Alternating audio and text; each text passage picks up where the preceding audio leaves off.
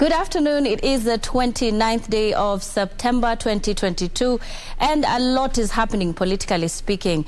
We have just witnessed the swearing in of members of County Assembly, and in a little bit, in a while, they will be heading to the election, and they're going to be electing the Speaker of the Assembly. A lot is also happening at Parliament, and we do have our reporters there on standby. We're expecting at around 2:30 p.m. this afternoon that President William Samoei Ruto will be addressing both houses.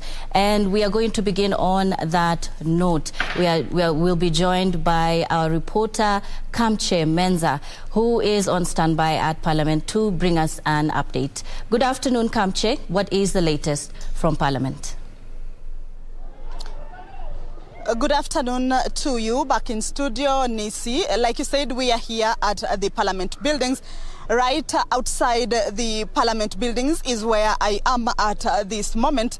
And basically what is happening is that, of course, expectations are high on this particular day from members of the public, of course, members of the National Assembly, who this afternoon will be having a joint sitting, an address from the President of the Republic of Kenya, Dr. William Ruto.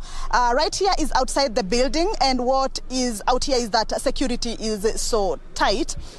Basically, this is the throughway that the President will be using this afternoon to get into the Parliament buildings. And if you can see right behind me is that there is the ceremonial dais. It has not been removed. It is still there. Here is where the guard of honor will be marching, and the President will be inspecting the guard of honor at this point. Since morning, we have been seeing them, of course, rehearsing because of that particular event. And this afternoon, at around 2, before the House begins, they will be out here. Of course, there will be a guard of honor where President William Ruto will be inspecting before getting into the chambers. He will go into the holding room, sign the guest book, and then proceed to the chambers.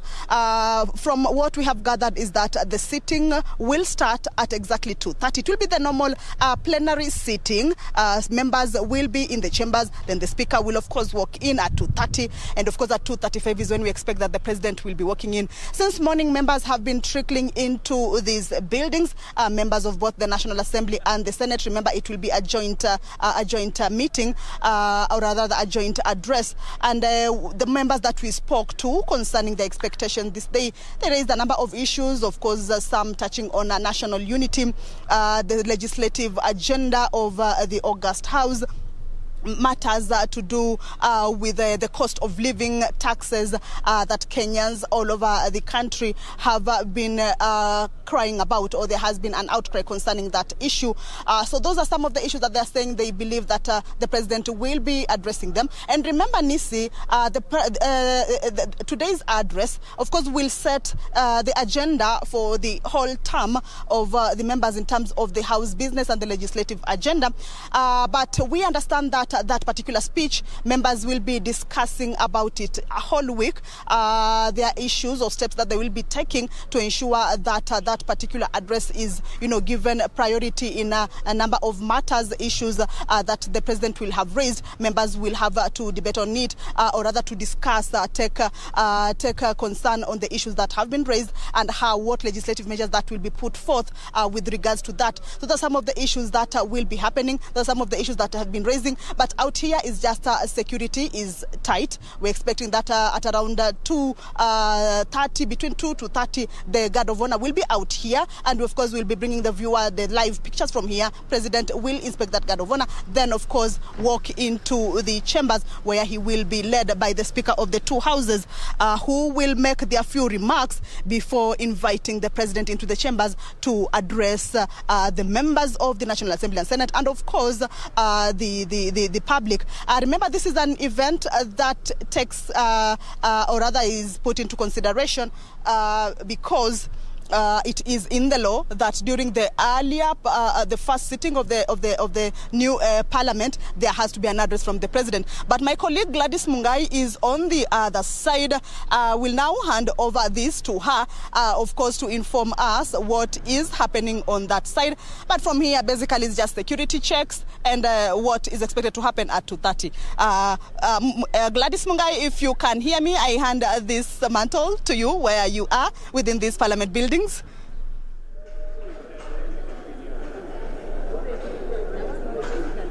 Good afternoon to you, and like you've rightly heard it from my colleague Kitengela, who is outside Parliament buildings, I am just right outside the chambers where members of Parliament from the bicameral Parliament keep streaming into the chamber, and this is in anticipation of the expectations and the address of the President. That is in an hour's time, in about an hour and a half from now, where members of Parliament have just been expressing their expectations, and this is in regards to the cost of living, matters to do with taxation on matters businesses.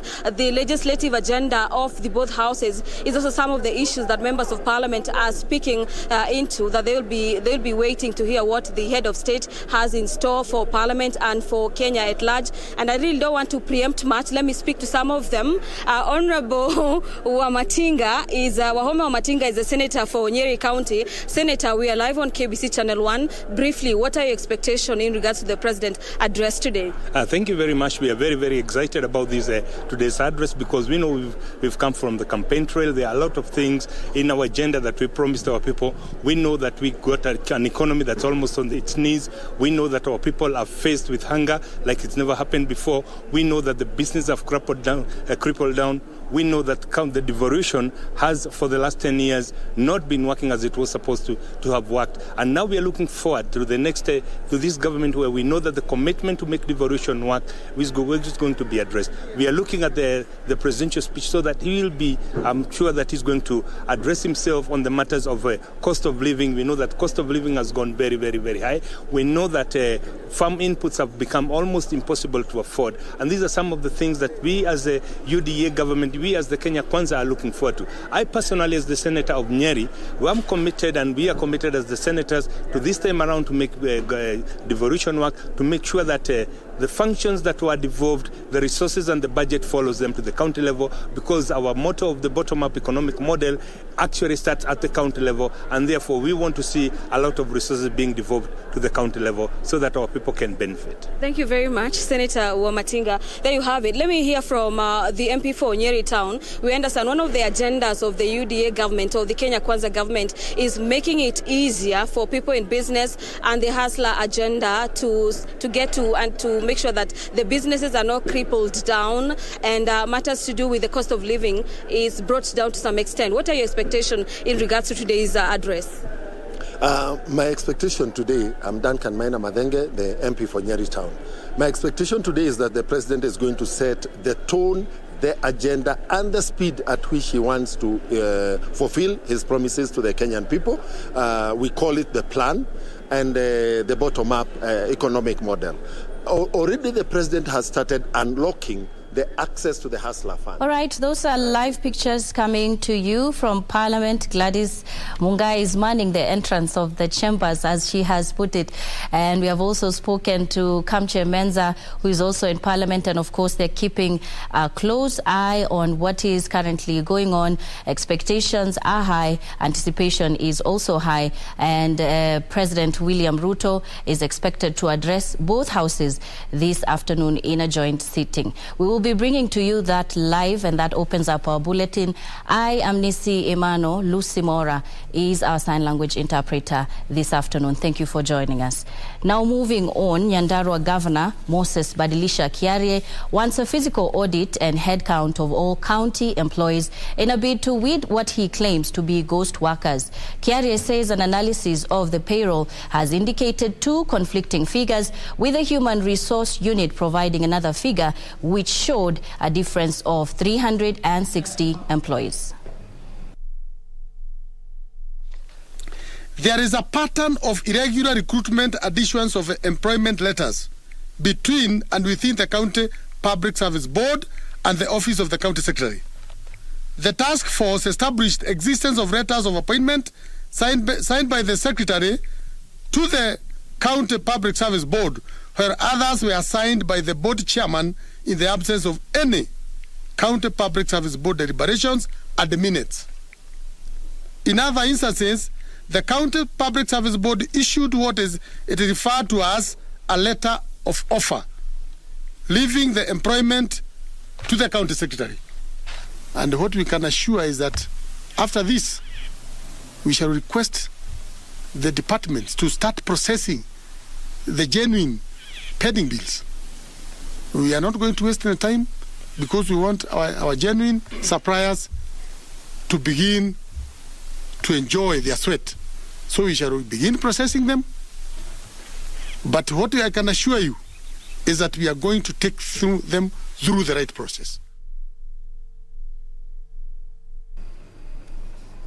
And elsewhere, Kakamega Deputy Governor Ayub Savula has vowed to put aside political differences with his boss, Fernandez Barasa, and to work together towards realization of the political manifesto they promised the electorate in the region. Savula made the pledge during a meeting attended by Fernandez Barasa on the county budget review and outlook paper. Governor Barasa said the county government of Kakamega has put in place proper mechanisms to enhance collection of its own revenue in order to realize the much-awaited development agenda. Our own revenue sources.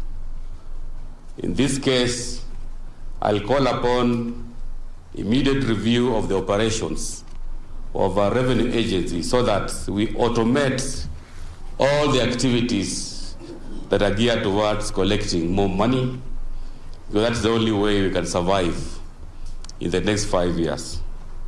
We cannot depend on the equitable share alone.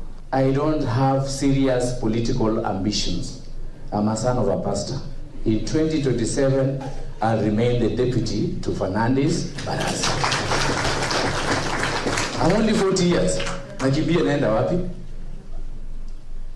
Let us deliver, because you are working for the people of Kakamega County. We have 5 years contract. It will depend on how the executive deliver. If you deliver properly, it will be easy for us, me and Baraza, to go back to Wananchi and say we have delivered on the mandate you gave us. All right, we want to take you back to the county hall where our reporter Irene Mchuma Odim is on standby. She will be updating us on the Nairobi County members of assembly that have just taken oath this morning. Good afternoon, Mchuma. Over to you.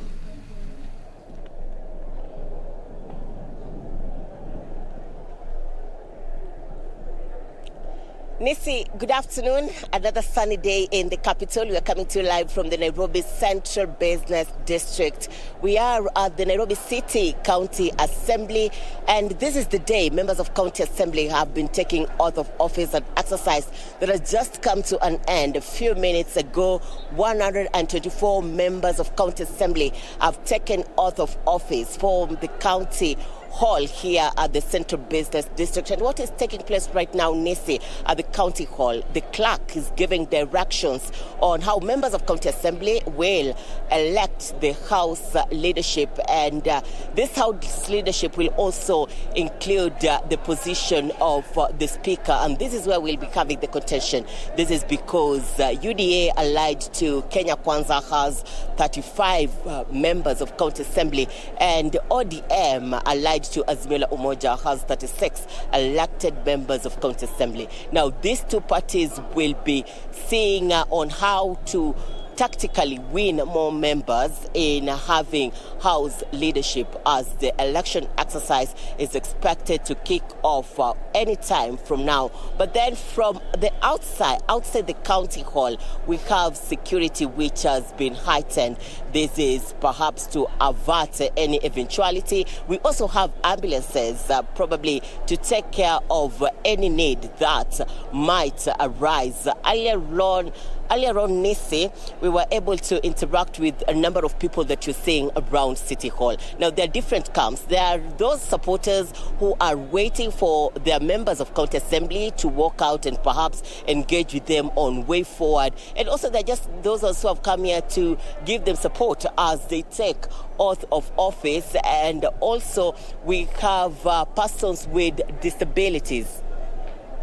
Persons with disabilities who are here to raise their concerns, saying that they feel discriminated from the nomination exercise that took place by political parties that presented leaders who should be given position at the county assembly. But then they're saying going forward, they are waiting to see whether the House leadership will address their concerns. All they need is a representative in the House. And without further ado, Nisi, as for now, members of the County Assembly are just about to elect the House leadership, and we are on standby to let you know how and when events unfold.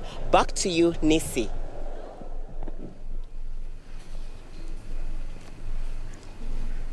Indeed, thank you very much. That's Irene Mchuma. She has rightfully put it. 124 members of County Assembly have taken oath this morning, and they are headed into elections for the Speaker of the Assembly. She is keeping a keen eye on that, and we'll be giving you the latest from County Hall when we have it. Now, moving on, a section of women activists from Mombasa County have lauded President William Ruto for appointing 7 women into the cabinet. The women, under the support of the Amkeni Coast movement, have now appealed to the president to consider more appointments of women in Mombasa County in the remaining state positions. The lobby says it hopes Mombasa County will at least be considered by the head of state in the remaining appointments. Tunataka watu wachaguliwe wa hapa. Walofanya hapa county walifanya bidii, na watu wengine walitoa pesa zao kufanya kampeni walianguka, na ni lazima waangaliwe hao. Lakini leo tuwaona Mombasa kama umeiruka, lakini hatujakufa moyo. Bado tukukumbusha, Mombasa ndio kitovu cha serikali ya Kenya. Wewe ndio baba taifa na huwezi kuiacha Mombasa as blank.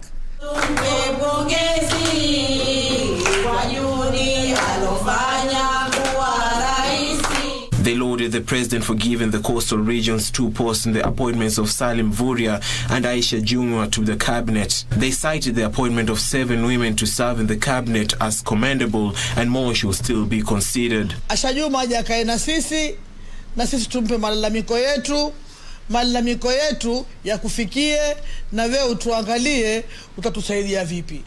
For Lunchtime News, I'm Alvin Kaunda.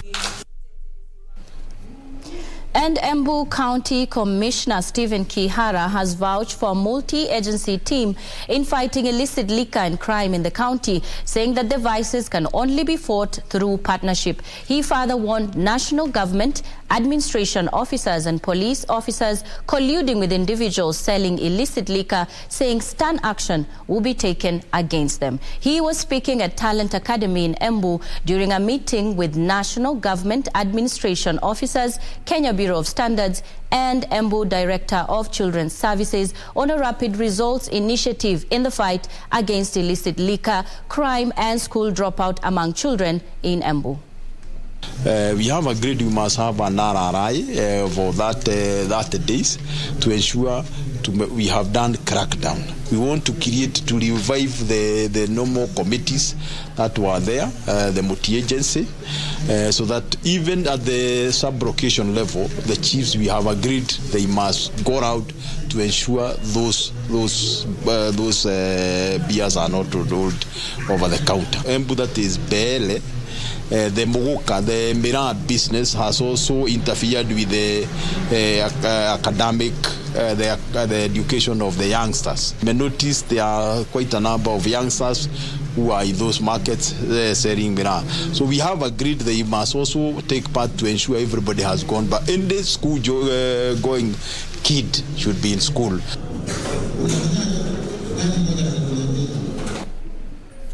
We're taking a break, but we'll be back in just a bit. Don't go too far.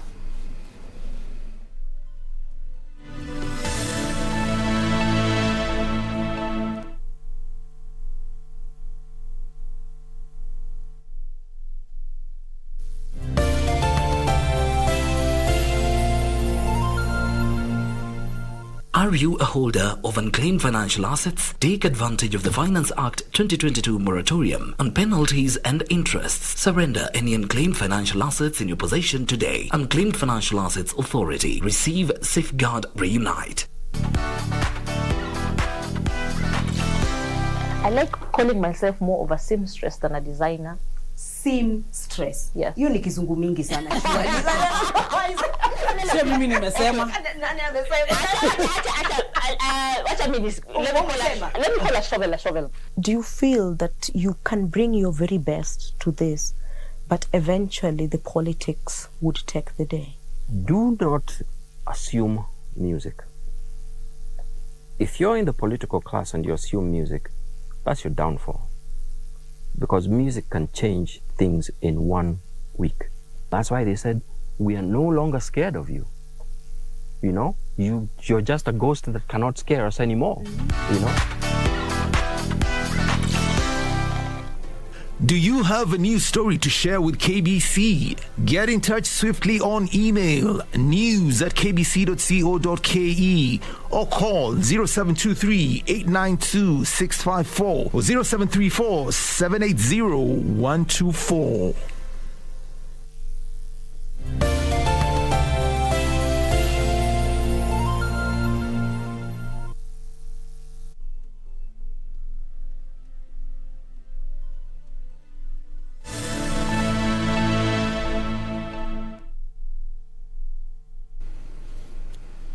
Welcome back. You are still watching Lunchtime News. Thank you for staying with us. Now moving on, relief food is being distributed to affected families in drought-stricken parts of the vast Isiolo County. Isiolo Deputy Governor Dr. James Lowassa has cautioned those handling the consignment against engaging in any form of malpractice during distribution, warning of serious disciplinary action against anyone involved in theft of the food aid. Relief food being flagged off in Isiolo County.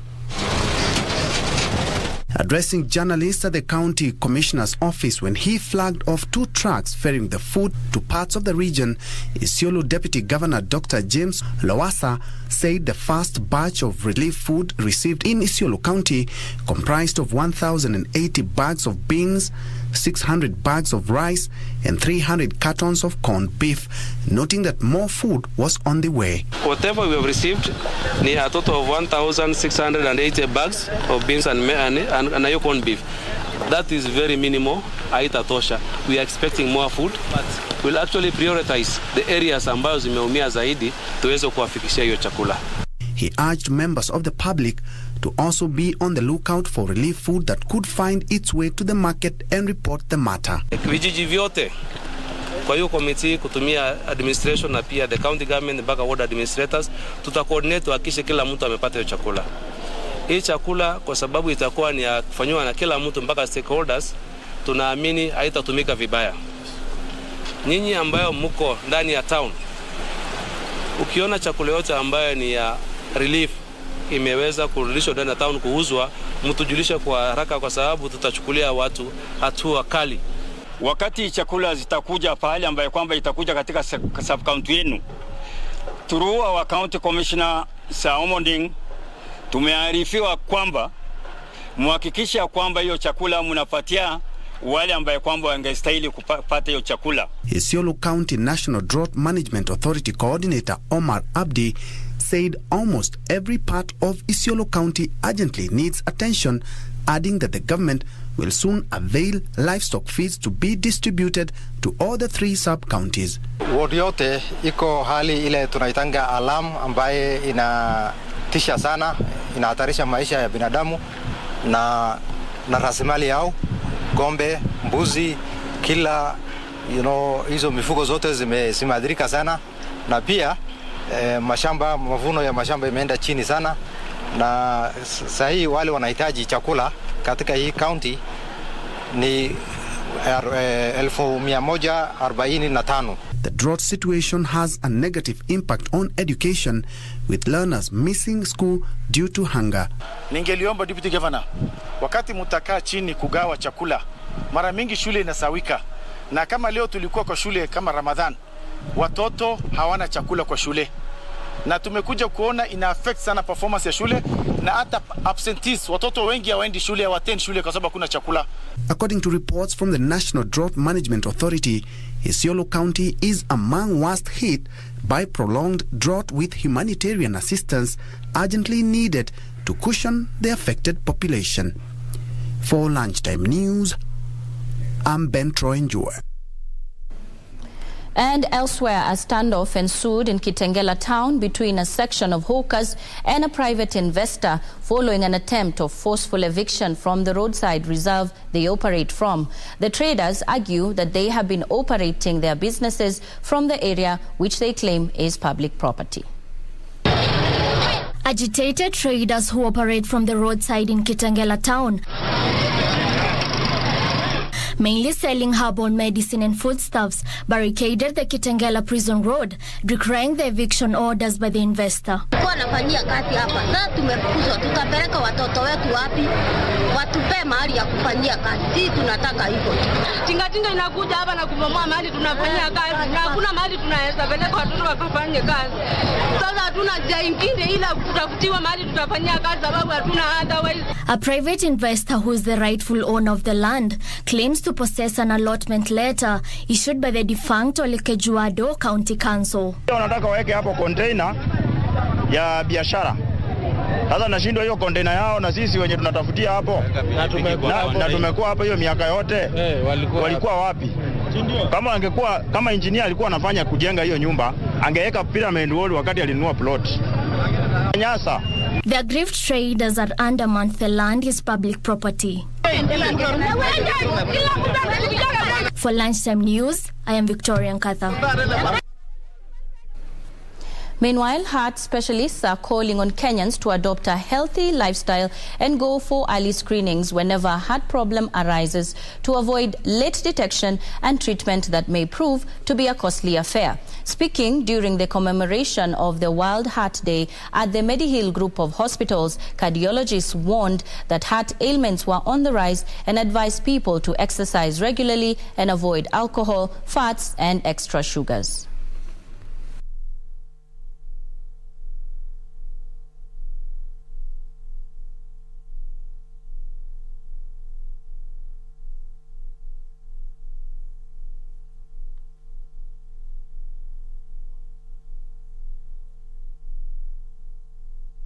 So the idea is Kenya is now the destination of high-end medicine practice in all the fraternities of medical faculty. At least you should walk, run or do swimming for at least 30 to 45 minutes per day for at least 5 days in a week. That's what WHO recommendation. We'll start the pediatric surgeries also when everybody is comfortable here.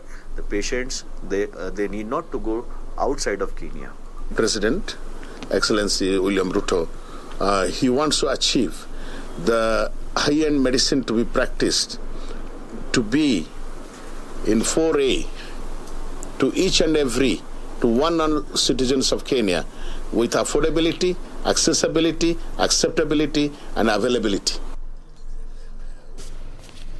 And the Department of Health in Busia County has raised concerns over apathy among the locals in embracing family planning despite the high rate of poverty index in the county. Director of Medical Services, Dr. Jen Rose Ambuchi, revealed that only 46% of the locals have embraced family planning. According to Dr. Ambuchi, culture is to blame for the dismal uptake of family planning. She further urged men to be on the forefront in advocating for family planning, citing vasectomy as a safer method for couples with health issues. Kenya kidogo tuko na percentage ya chini ya watu kuchukua family planning kwa sababu ya shida ya hapa na pale. Hapa Busia iko chini kidogo kama 40% na kitu ya watu ambao wanachukua hii family planning method. Sisi kama Waafrika kwa bahati mbaya, kwa bahati nzuri, wanaume ndio kusema.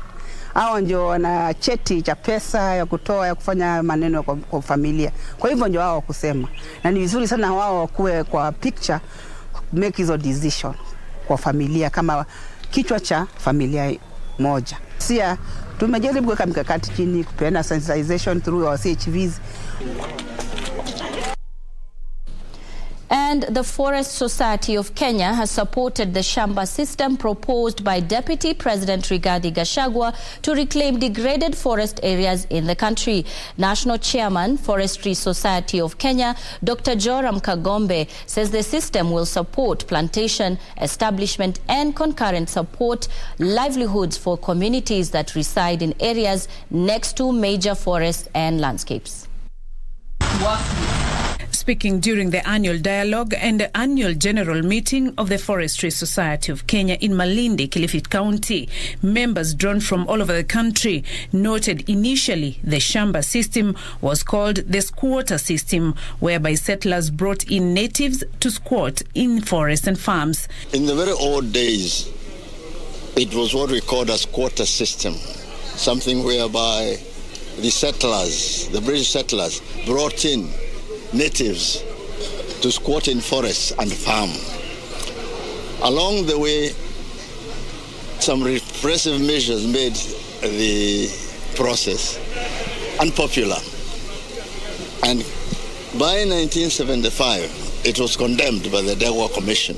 National Chairman, Forestry Society of Kenya, Dr. Joram Kagombe, said land is a flow resource and if not used, the benefits go to waste. In Kenya, I have actually been practicing agroforestry, but we had to change this name to move away from exploiting the farmers, paying them in kind, to a method of now having them be paid, not in kind now, but successively. Alfred Gishu, head of the Forest Conservation Directorate at the Ministry of Environment and Forestry, which drives policy formulation and implementation in the ministry, said there is a need for the country to increase forest cover, invest in activities to support conservation and forest resources in the country, which are in public, community and private land. Shamba system, but so there is scope for it to support plantation establishment, at the same time support livelihood. But we are saying that there are opportunities for doing it in a better way. And this is an area where, again, we'll be seeking the contributions of everybody, including our scientific community, to support a coherent program that speaks to the needs of us all. In Migori County, forest conservator Joseph Wakiaga said the county will continue to grow and conserve natural trees and forest plantations to ensure it achieves the 10% forest cover. Farmers who are organized in community forest associations may apply to be able to practice that system on an area where trees have been harvested. Makiu shamba system is only practiced in plantation forests, not in the natural forests. It cannot work there.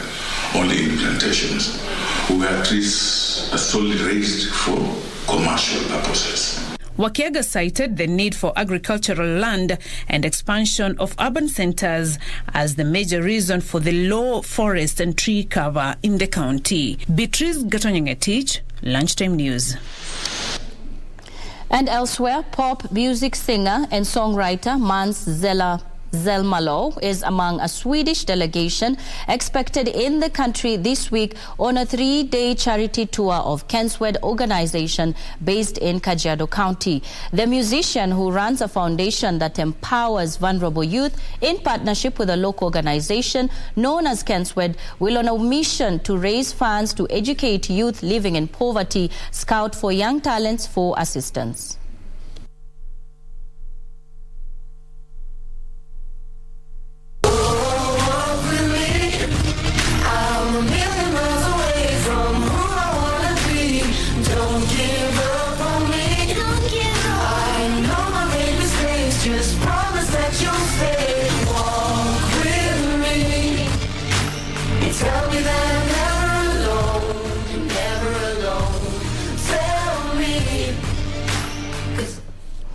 Moving on from that musical note, Uganda's President Yoweri Museveni has said that there is no need to impose restrictions in Ebola hotspots in the central region of the country because the viral disease is not airborne. Ebola is contracted through being in contact with an infected person, surfaces, and human waste.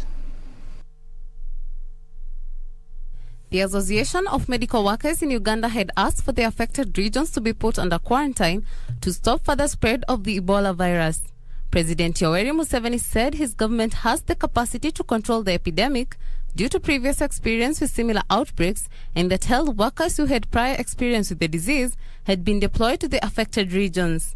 This is the fourth time Ebola has broken out in Uganda.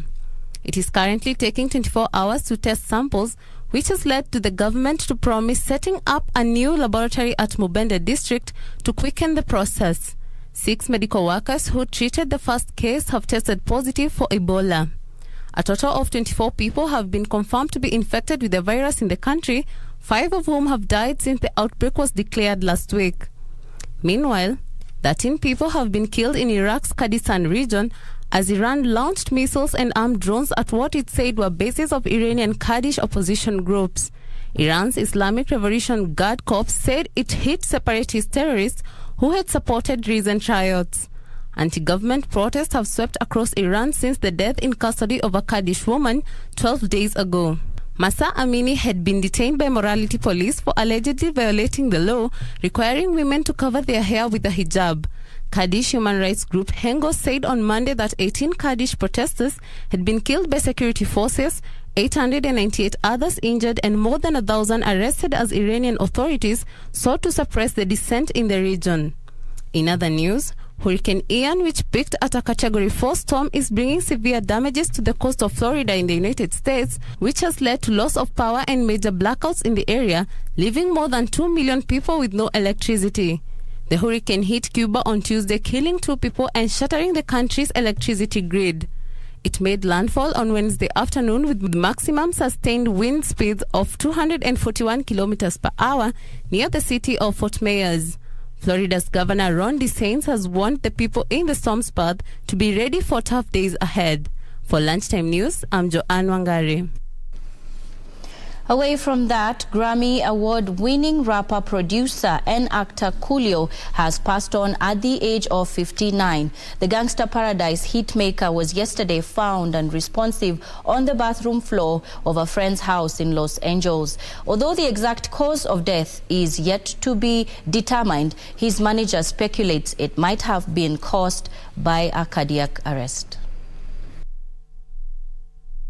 Coolio, whose real name was artist Leon Ivy Jr., was a rapper, producer and actor responsible for records such as Rolling With My Homies, 1, 2, 3, 4 Something New, and Too Hot.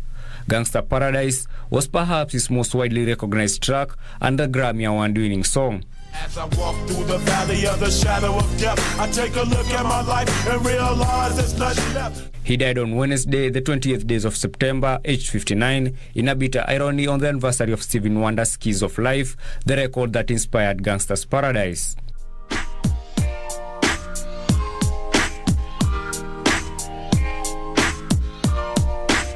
Now I see places and faces, things you ain't never thought about thinking. If you ain't peeped, then you must be drinking. In an interview with the American media outlet TMZ, his longtime manager Jarez Posey said the paramedics speculate that his death could have been caused by a cardiac arrest. Coolio has been eulogized by the hip-hop community as a down-to-earth and hard-working artist whose dedication to the craft propelled him to the top of the industry. He had a career spanning 4 decades where he recorded 8 studio albums and won an American Music Award and 3 MTV Video Music Awards. Coolio was active right up until his death, and he was in the middle of a tour with other 90s stars including Vanilla Ice, Young MC, and they had just performed in Texas a few days ago. Samuel Karaoke for Lunchtime News.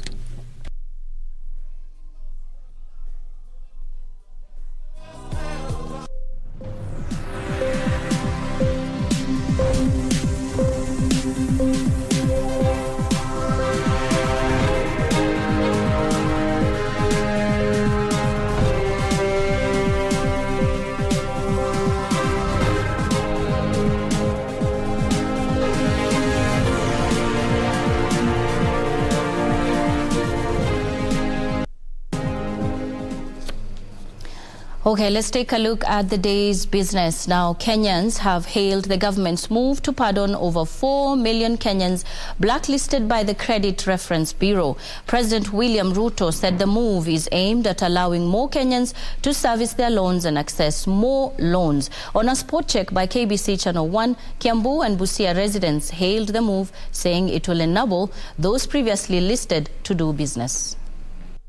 Sasa wale vijana wa chini wanaweza kuchukua ile mkopo kuweza kujikimu.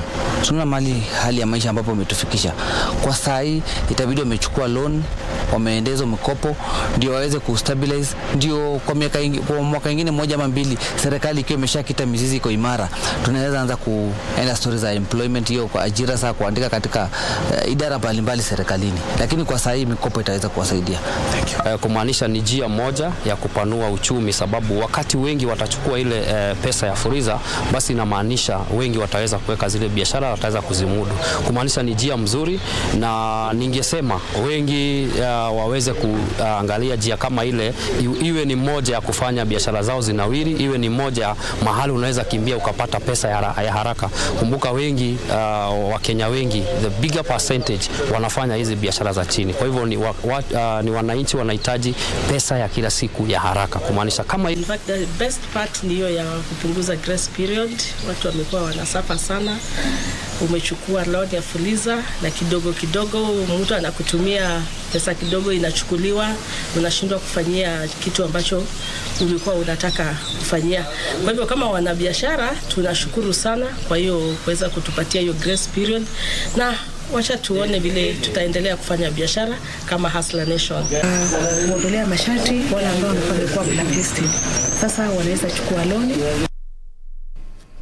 Elsewhere, Akili Kids Network, in partnership with Prudential PLC, has rolled out a program on financial inclusion and literacy that aims to instill sound financial habits and responsibility in children. The initiative, dubbed Chaching, has benefited 5,000 children across the country and aims to reach 2 million children by 2023 through teaching fundamental money management concepts of earn, save, spend, and donate. According to data from the Program for International Student Assessment, 22% of teenagers lack a foundation in basic financial skills. This has prompted action from stakeholders within the financial industry to address the gaps through empowerment programs on money management. Designed for children aged between 7 and 12, the Chaching Kids at Home program includes materials that guide parents on teaching key management concepts including earning, saving, spending, and donating in an interactive and engaging way. Furthermore, the program involves challenges that take approximately 15 minutes to complete, aiming to encourage parents to incorporate discussions around money with their children as part of their daily life. So the Chaching program essentially teaches children about money smart skills, and we peg that on very simple and bite-sized content around earning, saving, spending, and donating. Speakers noted a data gap on the financial inclusion rates for children under 15. Vision, though, was to get content that would be educative. Everything should have a learning outcome. It should also be entertaining, because if it isn't entertaining, who's going to watch it? And then using our Kenyan programming team, asking the question, will the program work here? Additionally, they said that the idea of money management had solely been left to parents and thus could not be critically followed up on. They called on the government to promote more financial concepts in school curriculums that will equip children on how to make informed decisions with regards to money issues. The program's objective is to create a positive and measurable impact on students' knowledge, skills, and behavior on financial literacy. In Africa, the Chaching curriculum has been implemented in Ghana, Kenya, Uganda, and Zambia through volunteers since 2016 with the aim of raising a generation of financially literate children. Children, indeed, are the future leaders of tomorrow, and by equipping them with the necessary financial skills needed from their young age, financial crisis can be a thing of the past. Reporting for Lunchtime News, my name is Ndota Mokami.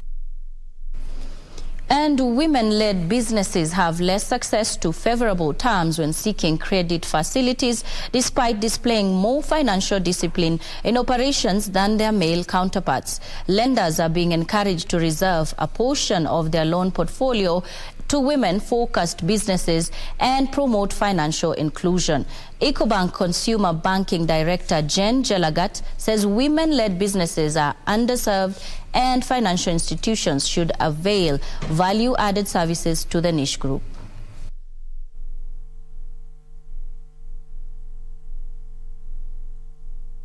Women-led businesses in Africa represents a massive and attractive opportunity in what we could tap into as a bank. Reach out to the women, extend financing, training and support in SME, because we understand that when you empower a woman all the way up in their journey in business, you actually carry many along, enable them to get access to good credit, good banking and finance advice to grow their families and the community at large, and overall have an impact in the economy. We believe women can come forthright. We all have come places, we know the journey, we learn quickly, we fall fast and rise fast.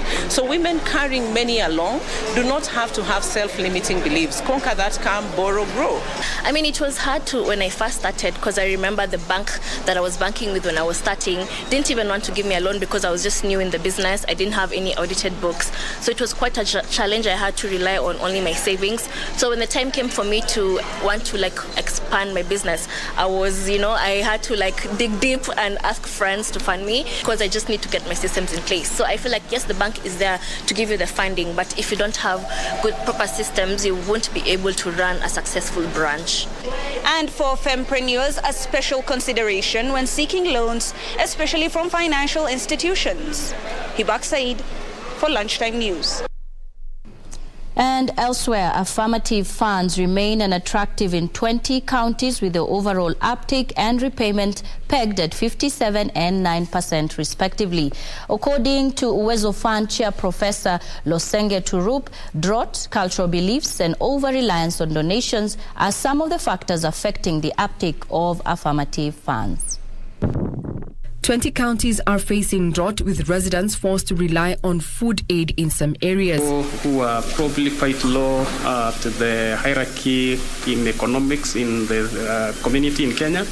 But we had actually considered very seriously that we may need to reduce to 3 months. But the purpose of this long duration of a grace period is to enable you to build enough income, enough profit, so that you can be able to repay the loan with time. Data from Uwezo Fund indicates that the situation, coupled to cultural beliefs and over-reliance on donations, are hampering uptake and repayment of affirmative funds despite the billions of shillings in the kitty. So far, counties in northern Kenya have the lowest uptake rate of affirmative funds at 57% and 9% for repayment.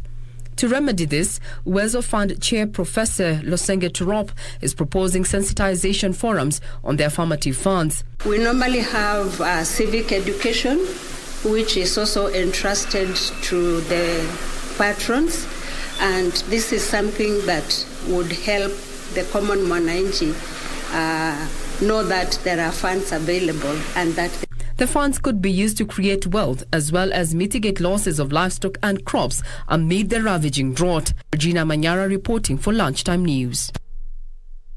And elsewhere, the government projects that the cost of living is easing as farmers in the country's maize basket start to harvest their crop. The National Treasury further expects cropping during the current short rains to help further reduce food prices. As Kenyans continue to grapple with costlier basic commodities, the government is optimistic that the cost of basic foodstuffs will drastically reduce in coming weeks. According to the National Treasury, maize farmers in the bread basket have started harvesting this season's crop, and this will see the retail price of maize flour reduce. The National Treasury further says since the onset of the short rains, the prices of vegetables and other non-fuel products have reduced. However, the Treasury warns that volatility of the Kenyan shillings against major international currency may erode the gains to stabilize inflation, as depreciation of the local currency is expected to increase borrowing cost and debt expenses. Kenyans will continue to pay more money to acquire some products as the Russian-Ukraine tensions continue to negatively affect the cost of imports. In addition, drought being experienced in some regions could impact on the cost of electricity, water, and some products. This, as data from the National Treasury shows, government revenue in July this year stood at 146.3 billion shillings against a target of 161.1 billion shillings. The government is seeking to leverage on the implementation of the Financial Act 2020 to boost revenue collections this financial year, where KRA is expected to collect 2.1 trillion shillings. Benson Rioba reporting for Lunchtime News.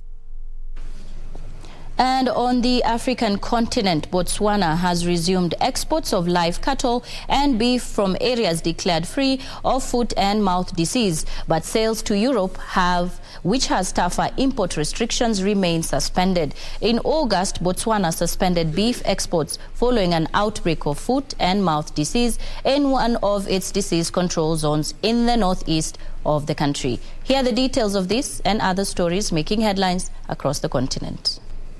The slaughter of cloven-hoofed animals from the zone remains suspended, but sales and exports from the rest of the country have opened up again, subject to conditions set by importing countries. Apart from the European Union, Botswana exports beef and live cattle to Zambia, Zimbabwe, Namibia, and South Africa, which is also affected by sporadic outbreaks of foot and mouth diseases. Along with South Africa and Namibia, Botswana is one of the biggest beef exporters to the European Union, where it enjoys duty and quota-free access, and where it saw export earning drop from $130 million in the year 2010 to $20 million in 2020. Meanwhile, Liberia is grappling with a shortage of rice, causing panic buying and anxiety. The country's staples started disappearing from shops and marketplaces several weeks ago, prompting hundreds of desperate retailers and consumers in the capital, Monrovia, to spend days and nights in queues to scope small quantities of the commodity from warehouse of a foreign company that still has a small consignment. As the crisis continues, large-scale buyers say they are being compelled by the company to also buy unrelated goods they do not need. The shortage seems the worst in recent years, and the tales of visibly frustrated buyers in queues are similar. Liberia spends about $200 million on rice imports. Finally, crude oil royal giant Dutch Shell will purchase Africa's solar provider Daystar Power as it expands its global renewable. The Daystar purchase is its first power acquisition on the continent, underscoring a mandate to halve greenhouse gas emission by the year 2030. Shell earmarked $2 billion to $3 billion in capital expenditure for renewable and energy solution in 2022. Daystar, headquartered in Lagos, provides off-grid power to commercial and industrial clients in Ghana, Nigeria, Senegal, and Togo, offering solar and hybrid power solution with battery storage. It has 300 power installation with solar capacity of 32 megawatts, but it aims to boost capacity to 400 megawatts by the year 2025. Reporting for Lunchtime News, I'm Terry Njenga. And on the international scene, oil prices fell on Thursday after gaining more than $3 in the prior session, with a strong dollar restricting oil demand. The market point of view is hindered by worries about the deteriorating global economic outlook. Here are the details about this and other stories that are making headlines across the globe. Goldman Sachs cut its 2023 oil price forecast, citing expectations of weaker demand and a stronger US dollar, but said global supply disappointment reinforced its long-term bullish outlook. In China, the world's biggest crude oil importer, imports are set to hit the lowest level in years as Beijing's persistent zero-COVID rules prompt people to stay at home. Meanwhile, the internationally traded yuan fell to its lowest level since data first became available in 2011. China's domestic currency also reached its weakest point since the 2008 global financial crisis. It comes as the dollar continues to rise in value against other major currencies after the U.S. central bank increased interest rates again earlier this month. Many investors see the dollar as a safe place to put their money in times of trouble. That has helped to drive up its value against other currencies. Also on Wednesday, the dollar reached a fresh 20-year high against a closely watched group of global leading currencies. The yuan slide is yet another example of a currency weakening as a result of the strong dollar. It is also about the very different paths China and the United States are taking in response to economic issues at home. Finally, Norway will deploy its military to protect its oil and gas installations against possible sabotage after several countries said 2 Russian pipelines to Europe spewing gas into the Baltic had been attacked. Norway is now Europe's largest gas supplier and a leading global oil supplier. It has over 90 offshore oil and gas fields, most of which are connected to a network of gas pipelines stretching some 9,000 kilometers. At sea, the Navy will be deployed to protect offshore installations, while on land, police will increase their presence at facilities. And fishermen are calling on the government to fast-track electricity connection to the 140 million shillings fish processing plant along Sori Beach in Migori County to reduce the cost of operation. The fishermen say they have been forced to power the processor launched last month on a generator that is expensive due to record-high fuel prices.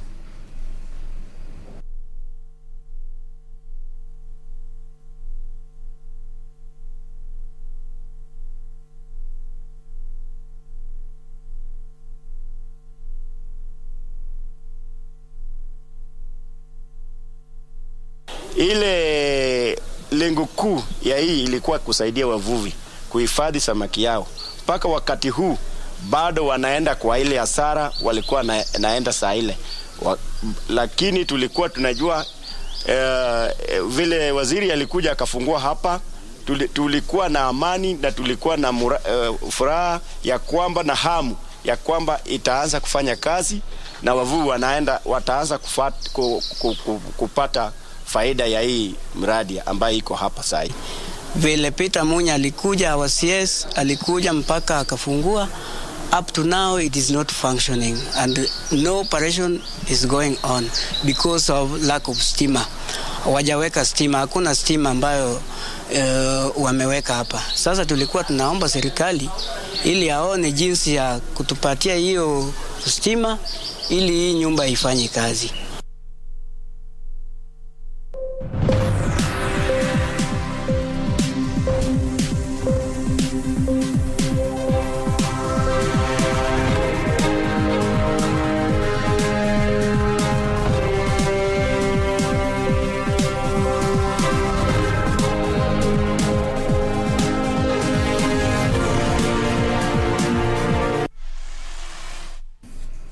It is time now for sports, but do remember that we are keeping a close eye on Parliament.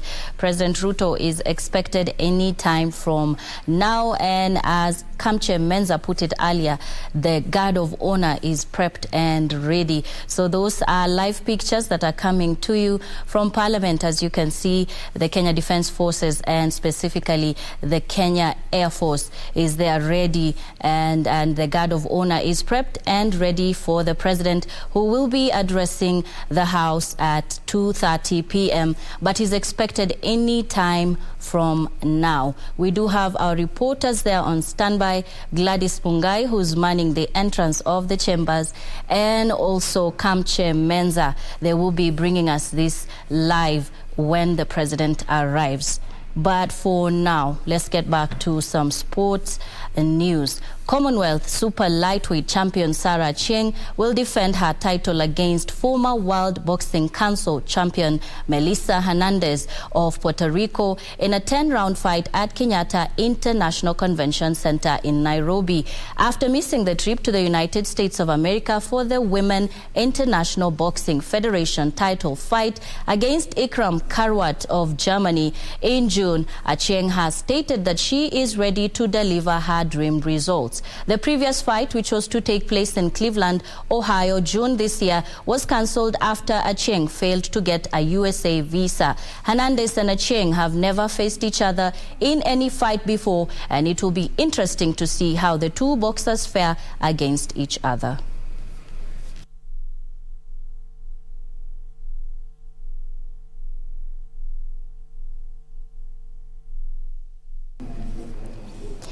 And former Kenyan champions Equity Bank secured a slot in the quarterfinals of FIBA Africa Zone 5 Women's Basketball Championships after registering a convincing 78-37 win over debutants Nile Legends from South Sudan.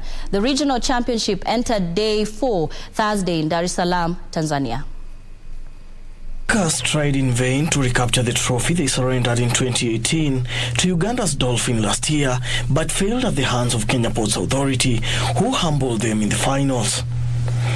Equity Bank, who were being cheered by KPA players in solidarity, gave the Nile Legends from South Sudan a hard time, taking a 18-9 lead in the first quarter before extending the lead to a comfortable 39-18 at the breather.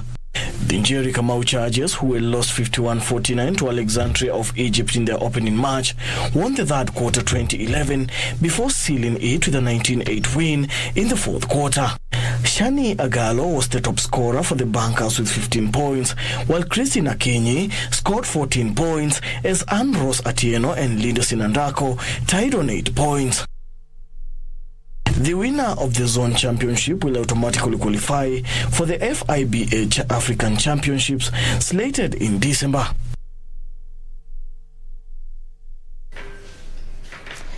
And in tennis, British number 1 Cameron Norrie cruised to a 6-2, 6-2 victory over Japan's Kaiichi Uchida to reach the quarterfinals of the Korea Open. The 27-year-old broke 2 of his opponent's service games